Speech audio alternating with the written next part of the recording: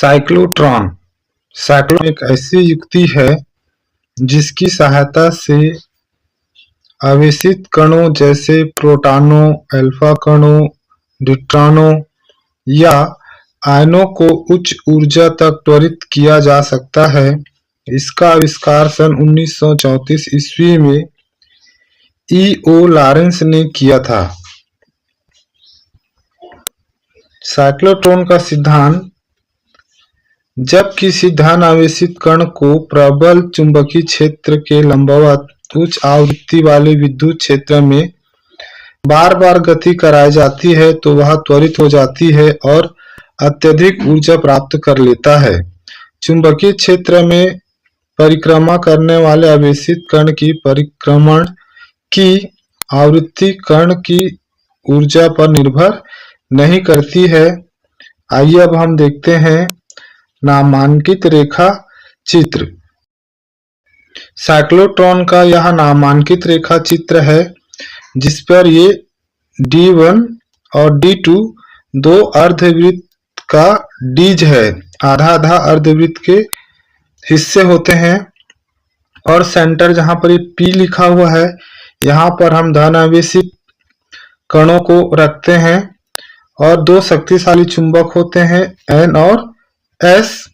उसको उच्च विद्युत क्षेत्र अर्थात विद्युत दोलित्र के संपर्क में लाया जाता है जिसके कारण धन आवेशित कण जो है वृत्तीय गति करते हुए ये जो है E से बाहर लक्ष्य की ओर निकल जाती है। NS चुंबक है, D1 D2 डीज है, EF ये जो EF वहां पर आप चित्र पर देख रहे हैं विक्षेपक प्लेट है और P जो है धन आवेशित कण है। साइक्लोट्रॉन की कार्यविधि और सूत्रों को हम स्थापित करेंगे। साइक्लोट्रॉन में D आकृति के दो खोखले अर्धवृत्त द्विध्रुविक कक्ष D1 D2 होते हैं जिन्हें हम डीज कहते हैं। दोनों डीज एक शक्तिशाली चुंबक NS के ध्रुवों के बीच निर्वात कक्ष में इस प्रकार रखे जाते हैं कि उनके तल चुंबकीय क्षेत्र के लंबवत हो तथा उनके बीच थोड़ा सा गैप हो। त्वरित किए जाने वाले आवेशित कण के स्रोत को उनके केंद्र पर रखा जाता है।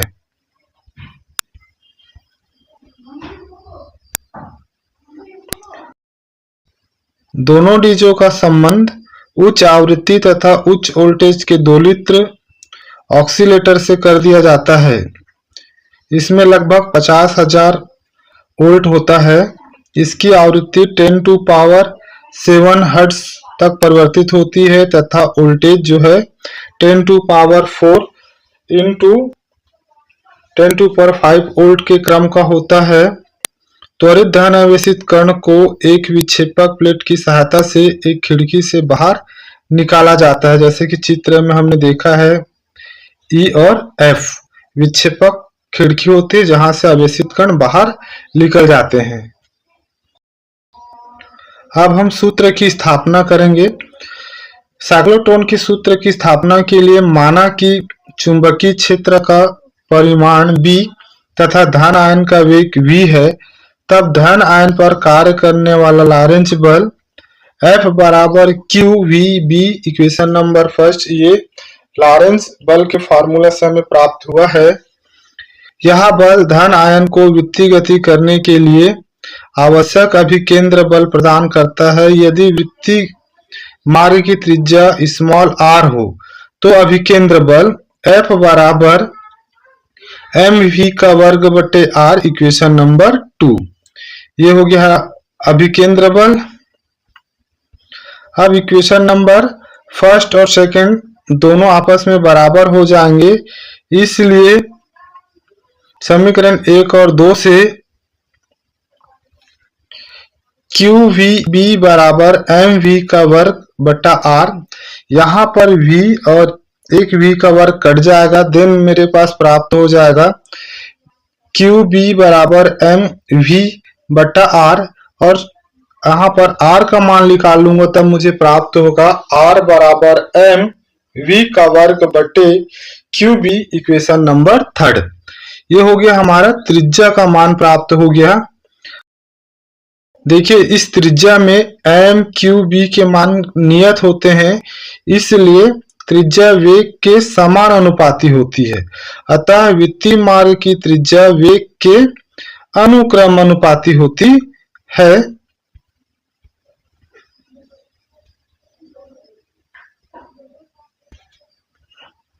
अब यदि किसी भी डीज में धन आयन को अर्धवृत्तीय पाथ तय करने में लगा समय, तो आप देखें जो डीज था ऐसा है, दो डीज है, ये हो गया हमारा D1 और ये हो गया D2। तो अर्धवृत्त का डीज है, तो जो कर्ण है उसको अर्धवृत्त को तय करने में लगा समय ज्ञात करेंगे।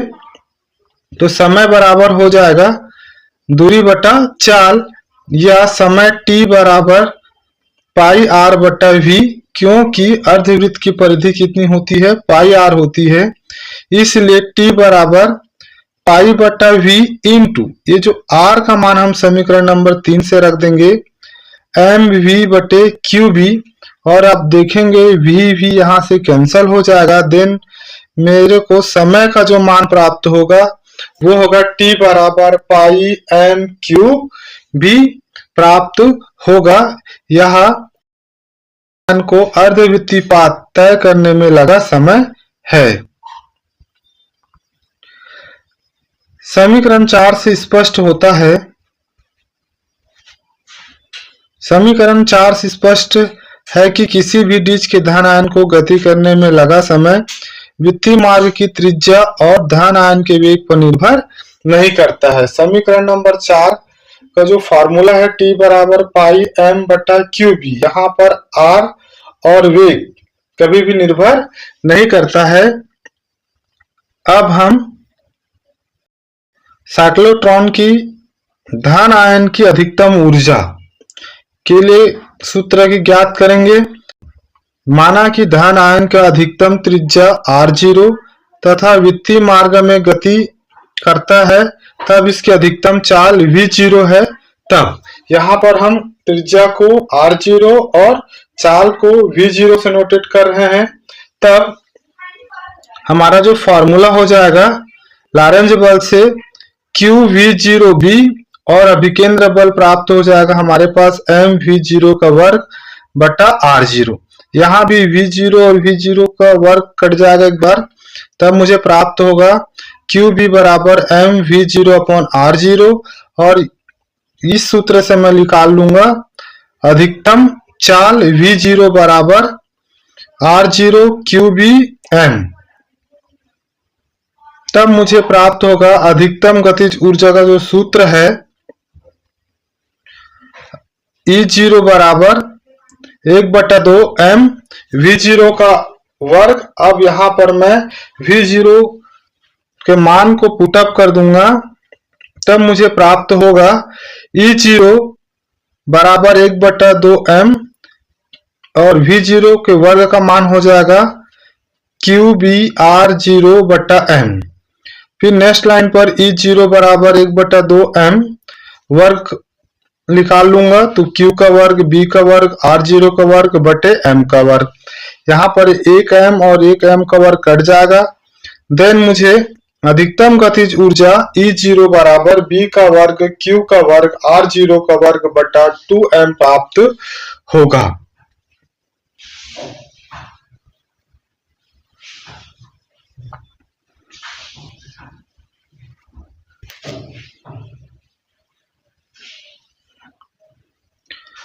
साइक्लोट्रॉन की आवृत्ति। साइक्लोट्रॉन इस शर्त पर कार्य करता है कि लगाए गए विभवांतर की आवृत्ति को धन आयन की परिक्रमा की आवृत्ति के बराबर होना चाहिए। विद्युत क्षेत्र की इस आवृत्ति को साइक्लोट्रॉन आवृत्ति कहते हैं। यदि दोलनमय विद्युत क्षेत्र का दोलन काल कैपिटल T हो, तो प्रत्येक डीज की ध्रुवता अर्थात पोलैरिटी T/2 के पश्चात बदल जाएगी, क्योंकि यहाँ पर डीज जो है अर्धवृत्त है, अर्धवृत्त के पाथ पर है, आधे आधे वृत्त के समान है, इसलिए इसकी जो दोलन काल है, एक डिस्क का दोलन काल कितना हो जाएगा यहाँ पर T/2 होगा। यह समय किसी भी डिस्क में धन आयन को अर्धवृत्त पाथ को परिक्रमा करने में लगा समय t के बराबर होगा।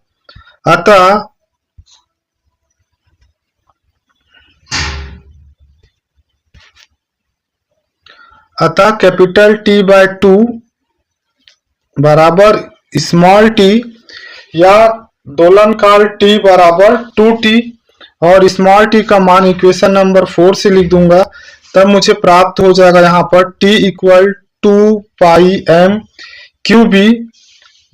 अब साइक्लोट्रॉन की आवृत्ति जो होती है Fc बराबर 1/T, यहाँ पर कैपिटल T के मान को पुटअप कर दूंगा और ये मान उल्टा हो जाएगा, देन मुझे प्राप्त हो जाएगा Fc = Qb/2πm। ये हो गया साइक्लोट्रॉन की आवृत्ति का फॉर्मूला। साइक्लोट्रॉन की सीमाएं, पहला है साइक्लोट्रॉन की सहायता से अनावेशित कणों जैसे न्यूट्रॉन आदि को त्वरित नहीं किया जा सकता, अर्थात जो है निगेटिव चार्ज है उसको हम लोग त्वरित नहीं कर सकते हैं। दूसरा है इसकी सहायता से इलेक्ट्रॉनों को त्वरित नहीं किया जा सकता है, इलेक्ट्रॉनों का द्रव्यमान बहुत कम होता है। तीसरी जो इसकी सीमाएं है, इसकी सहायता से धन आयनों की चाल को एक निश्चित सीमा तक ही बढ़ाया जा सकता है, उससे अधिक नहीं। अब हम साइक्लोट्रॉन के उपयोग को जान लेते हैं।